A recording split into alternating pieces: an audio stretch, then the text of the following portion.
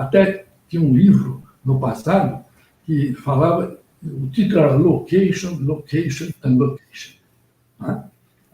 Então, isso tem tudo a ver agora também com esse redesenho, muito bem salientado aqui pela Suzana, da mudança do comportamento do consumidor de uma forma muito mais efetiva, muito mais concreta. E aí algumas pessoas que costumam, às vezes, atender jornalista, e o jornalista pergunta, professor, como é que vai ser o novo normal? Né? O novo normal. E eu falo o seguinte, olha, deixa eu te contar uma coisa. O primeiro carro que eu comprei era um Fusquinha e ele não tinha ar-condicionado. Eu não posso imaginar, eu não imagino comprar um próximo carro meu sem ar-condicionado. Eu tinha carro mecânico. Eu ia falar direção hidráulica mesmo. Passei a comprar o carro automático e jamais, só se realmente não der mesmo, mas se der, eu vou comprar automático. O que eu quero dizer com isso? O consumidor passou por um processo de mudança, não vai voltar ao que era. Ele se habituou a esse tipo de comportamento. Por quê? Porque essa pandemia mundial e muito longa, as pessoas mudaram a sua forma de pensar e agir. Então, este consumidor é um consumidor como eu, como todo mundo, transformado, mudado. E nós temos que nos adaptar a esse cenário rapidamente. E informação precisa, para que ela seja de fato uma informação, eu preciso transformar esses dados em dimensões gerenciáveis. E acho que isso aí é um assunto extremamente interessante que nós estamos discutindo hoje aqui com o apoio aqui da Geofusion. E professor, deixa eu fazer uma conexão aqui com a Suzana também, trazer para ela. E aí, Suzana, tem uma coisa extremamente importante nisso aqui, a gente estava falando dessa coisa de pegar o dado, transformar esse dado em informação, mas eu não tenho essa capacidade, que o professor mesmo colocou aqui, de tratar essa informação, transformar esse insight no negócio. Essa informação, para uns, ela é uma informação relevante, para outros é meramente dado também, não é verdade? Porque é tudo a forma como eu olho para aquilo que está chegando até a mim. E aí, devolvendo para você, a pergunta para você é o seguinte, olhando do ponto de vista da Geofusion, que traz muito essa coisa do onde, e aí o professor comentou a mudança de comportamento, e o onde, você mostrou uma coisa muito, até do ponto de vista de uma cidade, como Campinas, né? Mas se a gente trouxer isso para a realidade, aqui mais próximo que eu digo, um shopping center é a mesma coisa. A gente vê, às vezes, um corredor cheio, outro corredor vazio. A gente, às vezes, vê uma loja que passa, uma loja super moderna, alguma coisa assim, mas que passam centenas de pessoas naquele dia, naquela porta, e, de repente, não era o lugar para aquela loja estar ali. Trazendo isso para a Geofusion, qual é o nível de granularidade que a Geofusion vai? Que tipo de serviço a Geofusion pode, de fato, trazer para o tomador de decisão, para as empresas saírem do outro lado, baseado em insights? Perfeito. Tinha um monte de coisa para comentar que o professor falou, mas ele já falou até do location, que eu ia falar, são 3 fatores de sucesso para o varejo, né? Localização, localização e localização. Exato. E que tem tudo a ver com estratégia, porque é estratégico mesmo, aquela coisa de, né, é uma tomada de decisão, você não abre uma loja para que ela feche amanhã, você quer que ela dure muito tempo, né? Enfim, mas voltando para a sua pergunta, Lúcio, eu mostrei lá aquela montanha, né, com vermelho e todas as cores. Na verdade, todos esses dados, a inteligência geográfica, eu acho que a parte mais encantadora dela é que ela permite que você tenha informações no detalhe. Então, assim, realmente nós temos informações para todos os quarteirões do Brasil. Quarteirão a quarteirão de cada cidade do Brasil. Eu consigo calcular o potencial de consumo, eu consigo calcular a demografia, eu consigo saber os concorrentes que estão aqui aí localizados. E aí vai para aquela coisa do volume, né, absurdo de dados. Então, não adianta nada eu fornecer para para o meu cliente, para um varejista, uma tabela, né, com todos os quarteirões do Brasil, com 1 milhão de dados, que vai ser um bando de dados mesmo, e que não vai querer dizer absolutamente nada para ele. Então, quando você coloca isso na geografia, você consegue fazer desde as coisas mais simples da inteligência geográfica, que a gente chama de mapa temático. Então, você pinta o mapa de acordo com um tema que você quer. Então, eu posso pintar os quarteirões de Campinas de acordo com a maior ou menor presença do meu concorrente. Eu posso pintar os quarteirões de Campinas de acordo com as vendas da minha rede, de acordo com a densidade de público-alvo do meu negócio. Quarteirão por quarteirão, eu vou vendo isso no mapa. Então, tem a parte visual. Tem aquela frase, né, que falam, uma imagem vale por 1000 palavras, né? E eu brinco, então imagina quanto não vale um mapa, que é muito além de uma simples imagem, né? Então, o detalhe é do quarteirão. E aí entra essa parte de inteligência.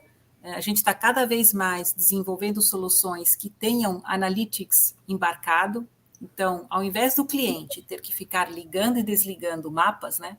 E ficar olhando, agora liga, eu quero ver a riqueza desse local por quarteirão, agora quero ver meu concorrente. A gente começa a construir soluções cada vez mais prontas, no sentido de que o cliente ele vai gastar tempo tomando uma decisão embasada num bom dado e não em construindo, coletando, tratando a informação.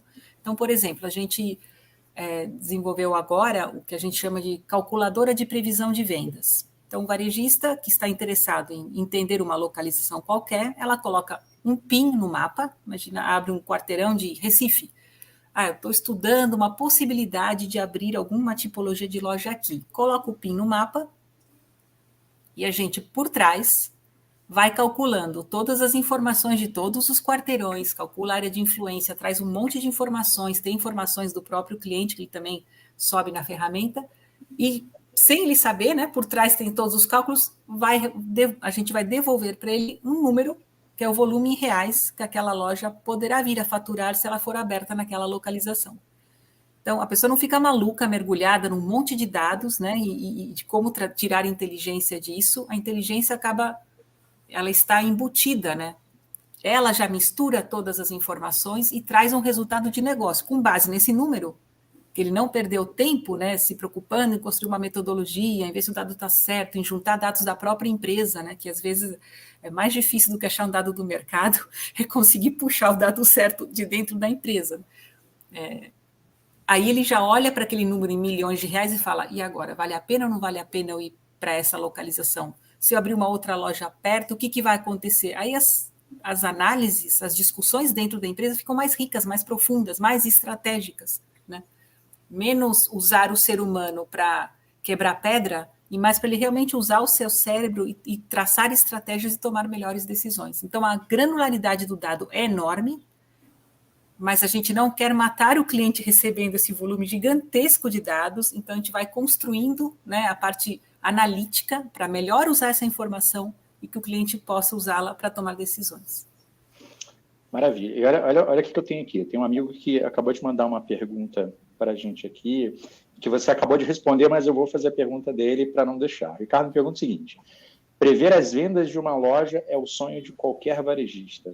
Como a GeoFusion vem contribuindo para esse ponto fundamental no plano de expansão dessas empresas? É muito o que você acabou de falar, né? Exato. Que tem empresas que têm uma área interna, né? Os varejistas, assim, área de inteligência de mercado, etc., com pessoas especializadas em estatística, economistas, etc. e tal, que constroem seus próprios modelos, mas são poucos, né? Na verdade, esse não é o foco do varejo, né? Então, por que não contar com uma solução de uma empresa que é especializada nisso, importar, digamos, isso para dentro da empresa, né?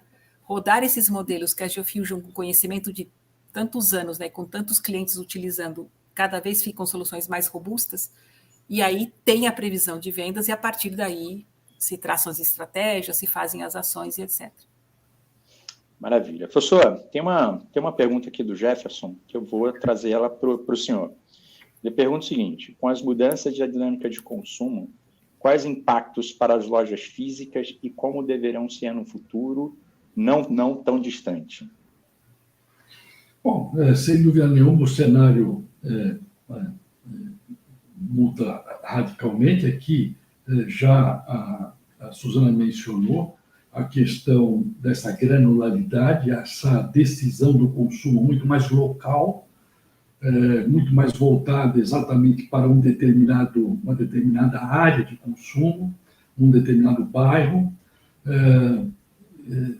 por conta exatamente desta pluralidade de informações que o consumidor hoje recebe de uma maneira muito ampla. E até queria fazer um comentário, quando a Suzana mencionou a respeito da questão dos dados, de granularidade, etc., eu lembrei da questão vamos assim, da área de estatística. Né? A estatística está dividida fundamentalmente em duas grandes partes. A estatística descritiva, que é a que descreve os dados. Então, você recebe um monte de informações e você consegue, de alguma forma, condensar essas informações em um conjunto de dados que permite uma descrição daquele conjunto, com medidas de posição, medidas de assimetria, medidas de dispersão, você consegue descrever.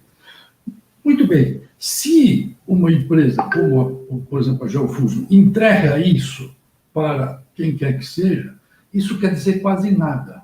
Por quê? Porque é só a descrição desse conjunto imenso de informações. O mais importante é a parte da inferência estatística, o que você vai inferir a partir desses dados, que eu entendo que ela está mencionando, que é exatamente essa parte da inteligência de mercado que está aportada a estes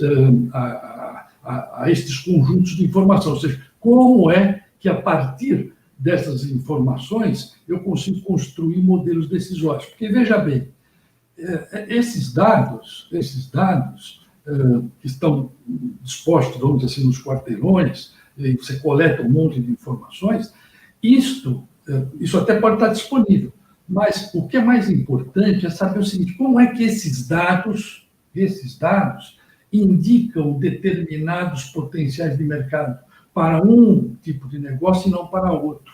Como é que para esse vai funcionar e para aquele não vai funcionar? Então, isto não depende somente da coleta dessas informações, depende fundamentalmente e essencialmente desse processo de inteligência de mercado. E acredito que com este impacto provocado por essa pandemia, né, houve um processo de destruição criativa. Né? Destruiu-se padrões que já vinham sendo solapados ao longo do tempo, e nós estamos de frente a novos padrões.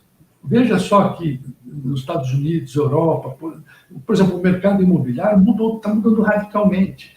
Escritórios menores, mais distribuídos mais amplamente. Enfim, isso também está acontecendo com as lojas, com as operações de varejo. E o senhor comentou, né, professor, e também quando a gente traz para a mudança de hábito do próprio consumidor, que também agora busca por uma residência um pouco maior também. Então, uma coisa vai puxando a outra. E a Suzana começou a fala dela falando muito de conveniência. E para que a gente chegue nesse nível de conveniência, e a conveniência ela vai levar a uma experiência diferenciada, a gente precisa ter cada vez mais esse nível de informação transformada, né? Esse nível de informação realmente tratada. E aí o senhor acabou de comentar também, né? A informação para ela é completamente diferente da informação para outro.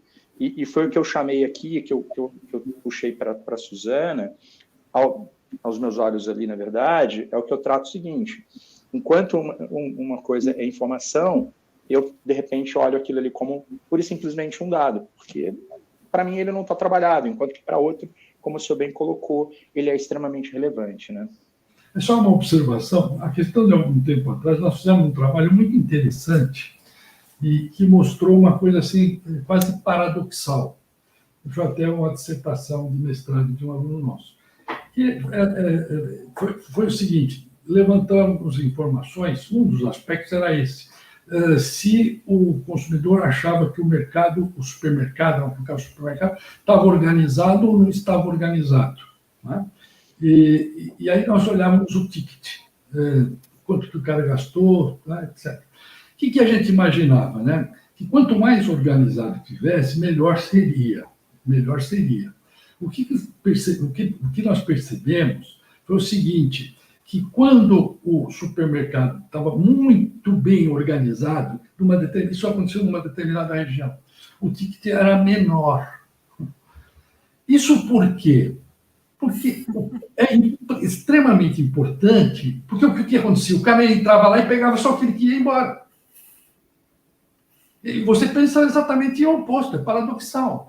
Isso mostra como é importante, por exemplo, você vai lá na Vila Nova Conceição, tem lá o supermercado X aqui, né? Tem lá uma adega, lá você vai lá comprar vinho, etc. Mas não tem que ter um outro supermercado isso aqui. Né? Então, o sortimento, o mix, é fundamental, é essencial. E isso é determinado pelo comportamento de consumo dos indivíduos. E esses indivíduos precisam ser conhecidos, os seus comportamentos e as suas manifestações de compra.